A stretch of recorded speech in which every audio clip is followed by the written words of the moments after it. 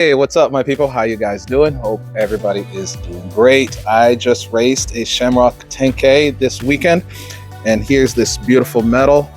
Oh man, I'm loving this thing. I haven't even put it up yet because looks so nice. It's sometimes we do these things for the medals and the shirts, right? Now, this was actually the shirt from last year, so I was a little late on getting the shirt from this year, which was a much better shirt. But today's topic is how to run a faster 10K. Now, years ago, 5 years ago, I ran my first 10K. I picked up running again. I used to be a runner before in high school and all that. But 5 years ago, my first 10K, I came in at 56 minutes. And man, I was huffing, I was puffing, I was going hard. And just this weekend, 5 years later, I ran this thing in 41:13, which I didn't still hit my goal that I want to hit. But man, I mean, 5 years running 15 minutes faster. I want to tell you exactly how I did it and how I got there. And one key thing is patience. Don't try to do this thing in 6 months. It's patience. Hey guys, my name is Coach Kimani. I'm an everyday runner, and I also coach cross country and track out here in beautiful Arizona. Let me put this medal down and let's get started. So, from the get-go, when I picked up running again, I used to coach, and I still coach, but I was letting myself go. I wasn't exercising. I wasn't doing what I was supposed to do. I was maybe drinking a little bit too much, eating a little bit too much. And I looked down and I said, you know what? I looked at myself in the mirror and I said, it's time to pick my shoes back up again, my running shoes. So I started working out. I started training. I think I did a 5K in like 25 minutes. And then I did the 10K in about 56 minutes. And so there's a couple things that I did to get me to a place where I'm at. And I still have goals. I still have PRs that I'm chasing. I'm not stopping at 41. Oh no, still getting better. I'm actually even feeling stronger. Like this weekend, I felt stronger. I felt like I could have pushed more. So I have more goals when it comes to this thing. And then last week, actually, I just ran a half marathon. I've run a couple half marathons this year already. So I'm pushing hard. I'm getting going, and I'm going to talk about some of the things that I did on a regular basis to get me there. And let's talk about, of course, running. The more you run, the better you become at it. There's no secrets. There's no magic pill. You just got to get out there and you got to run consistently. You got to have consistent workouts, anywhere from 4 to 6 times a week. And there's some weeks where you're just going to put in 3 days, even maybe 2. But the main thing is weekly, you gotta be consistent. Consistency is the key. So no matter what you do, no matter what plan you're in, long runs, short runs, interval training, whatever you do, show up consistently. You just can't stop running for 2 months and then pick it up again for 2 weeks and then run 3 weeks and then stop for a month and then stop for 2 weeks. It has to be consistent basis. Now, John, Coach, are you saying that that I can't take breaks during the year? Yes, you can. What I want you to do is this, and what I do is this. I have blocks, right? I have 3, just like if I'm coaching cross country, there's an off season and there's an on season. And during those on seasons, man, you're going hard. You're going hard for like 12 to 16 weeks where you're continually training. You have some weeks where you lay it off a little bit, and then there's most of the weeks, for example, let's say you have a 12-week training block, right? First week or so, you're getting yourself into it, you get into a groove, and then you're building. And by the 4th week, that's your biggest week. After the 4th week, the 5th week, you bring it down a notch, just like your first week. After you bring it down a notch, maybe you run half of those miles, and then you pick it up again, slowly. So within those 12 weeks, you maybe have 2 weeks that are easy, 2 to 3 weeks that are easy, but you're going hard. And then after those 12 weeks, you have that race. Maybe you have a 5K in between, but you do that big race that you're training for, or maybe you're just doing a few races during that week. But after that 12-week block, or maybe you want a 16-week block, then you take a break. You take a couple weeks off. Those couple weeks off you're taking, you're swimming, you're cycling, you're staying active, right? You're doing other things that you're staying active. You can even run. What I do is I don't take fully a couple weeks off, only if there's an injury. What I do is I run maybe twice a week, and I go out there and I run twice a week, maybe 5 miles here and there, 6 miles here and there, and just relaxed. I'm just relaxed. Okay. That is the first thing, is consistency and train in blocks. Okay. We're done with that. Now, what kind of runs am I doing for me to get from 56 minutes to 41 minutes? Key run that I do. I love this run. It's my most favorite one. I think this is the run that gets me where I'm at, is a progression runs. Progression or negative splitting. It's a long run, but you start it very easy, right? The first couple miles, they're easy. You're breathing well. You're talking with full sentences, like I'm talking right now. You're having conversations with, you can have conversations with people. If somebody calls you, your wife, your mom, whoever calls you, you can have that conversation within the first few miles. But as you going into the close, your last 15 minutes, 10 minutes, you're starting to push the pace, you're pushing the pace. And then the last mile, that last 8 minutes, that last 7 minutes, you're pushing hard and you're closing hard. You're just coming in hard, right? After you do that, here's the thing, make sure you walk. Either recovery, which I'm going to talk about, you're going to walk maybe for another 5 to 10 minutes, or you can take a slow jog for 5 and 10 minutes. That run, boy, I tell you what, that thing has really helped me, especially in races, to close in strong. The other run is the long, easy run. I'm not worried about anything. I'm having fun.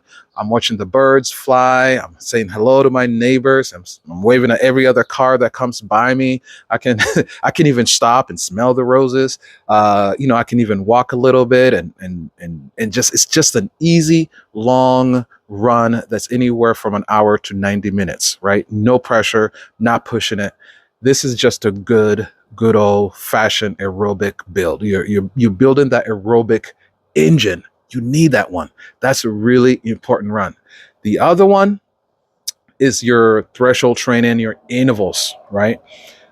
These are the ones that you're keying in on your pace. You have to know your pace. You just can't get out there and just go, right? When I ran 56 and when I went down to 53 minutes, I knew exactly what my pace needed to be. I knew exactly what I needed to come in from my first mile, second mile, third mile, fourth mile, because that's where my training was and that's where my pace was. That's where my fitness level was, right?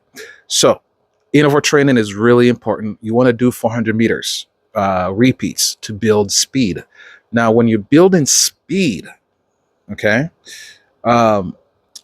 recovery in between is very, very important, because the only way you're going to get faster is running faster, is training faster. It is what it is. So if you do those 400-meter repeats, I'm so lucky I live in a block where the whole block is just, there's a circle in the block, which gives me a nice 400-meter track. So I can do those repeats. You do a 400-meter repeat. Let's say you do 8 of these. We're going to start with 6. You can start with 6 and you build to 12 or however many you want to do. I started with 6. I usually end with 12 at the most. When you do the 400-meter repeat, you do go at a 90%, right? 90% you rest. You rest till you're fully recovered. It might take you 2 minutes or it might take you 3 minutes to fully recover. And then you do it again. This one, you're building speed. It's all about building speed. That's one of them you can do. Another one you can do is 800-meter repeat. I really love these.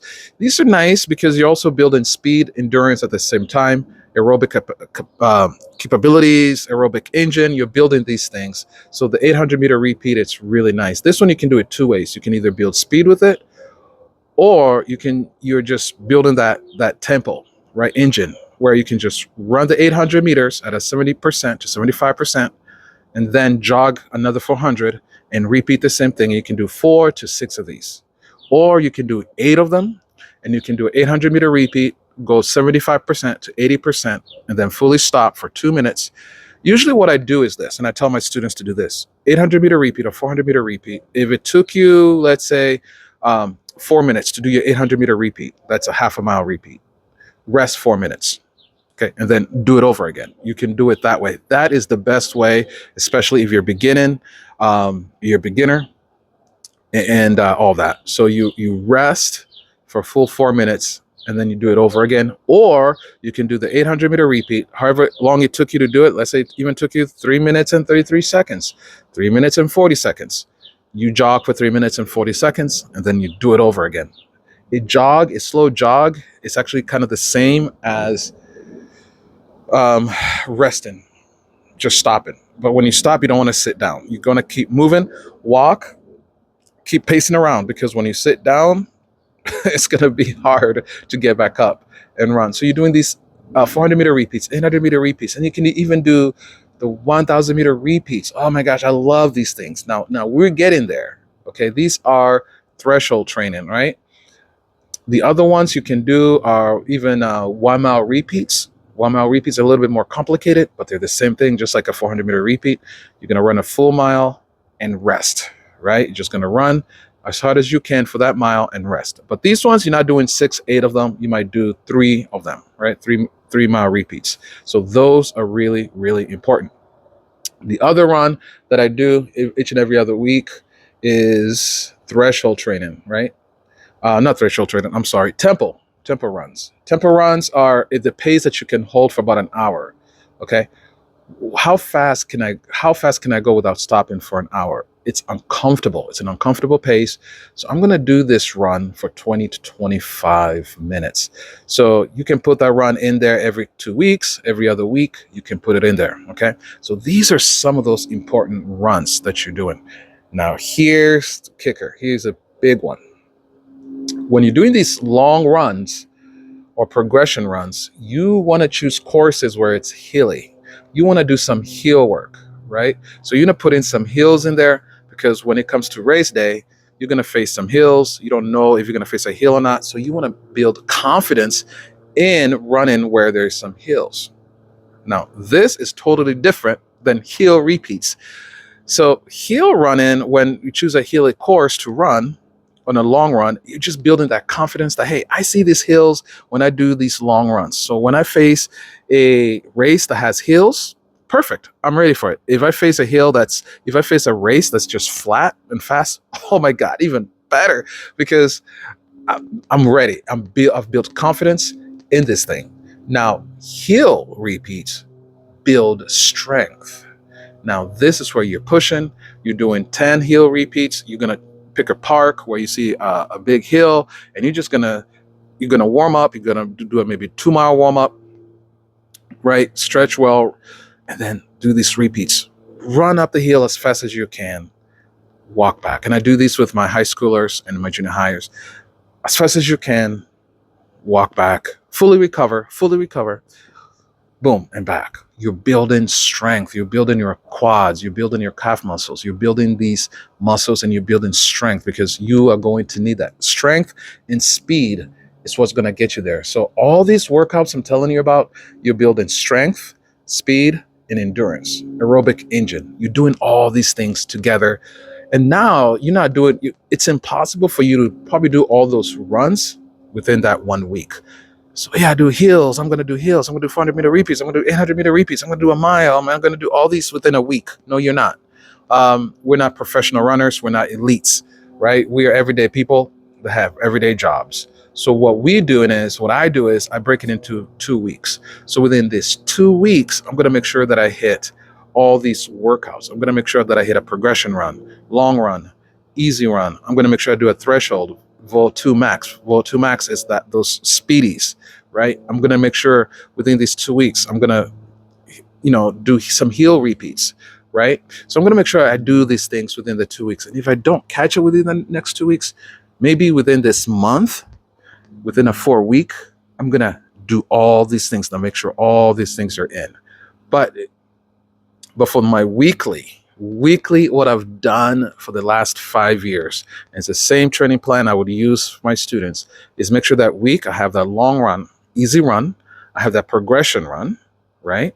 And then I have the threshold workout. So those 3 are a must every week. Those three are a must every week. And then everything else kind of falls in place. So, and of course, there's some weight training, some strength training that go in there. And if you don't have the time, like I don't have a lot of time, to be honest with you, to do a lot of strength training. I'm trying to work that into my, schedule. Is I do push-ups afterwards. I do dips, push-ups, core work, and then I might do some lunges, all those things, right? Squats, do some of those things right after my run, or on those easy days. That's when I do those strength training. And sometimes I'll go into the gym, like every 2 weeks or once or twice a week. I hit the gym and I'll do those things in the gym. So those are the most important thing. To recap though, here it is. Consistency is key. Whatever you choose to do, make sure you're doing it each and every single week in blocks, right? And recover well. Make sure you're getting good sleep. You're sleeping well. When you wake up in the morning, you feel fresh, refreshed, ready to go. And even, I didn't talk about this. I didn't have much time to talk about this. Your diet is important. What you eat is important. Like there's another video I just did, and I talk about how running forces you to eat well anyways. So if you know you're going to have a long run in a few hours, you're probably not going to eat that pizza. You're probably not going to run and get a quick McDonald's. You're going to eat well, knowing that you have these workouts coming. So running automatically forces you to eat well. Fuel your workouts before you run. Carbs. Eat a nice meal of carbs, right, to fuel that workout. And then after, have that nice protein-rich meal. So, hey, that recovery meal to help your muscles recover well. All right. The other thing is, you got to walk in confidence. Thank you so much for tuning in. Thank you so much for watching. And if you like this video, please push a like, subscribe, and ask, you can comment or ask some questions. If you have any questions, I'll be more than happy to answer those questions for you on the comment section. Hey guys, thank you again. Thank you so much for tuning in. God bless you. Bye.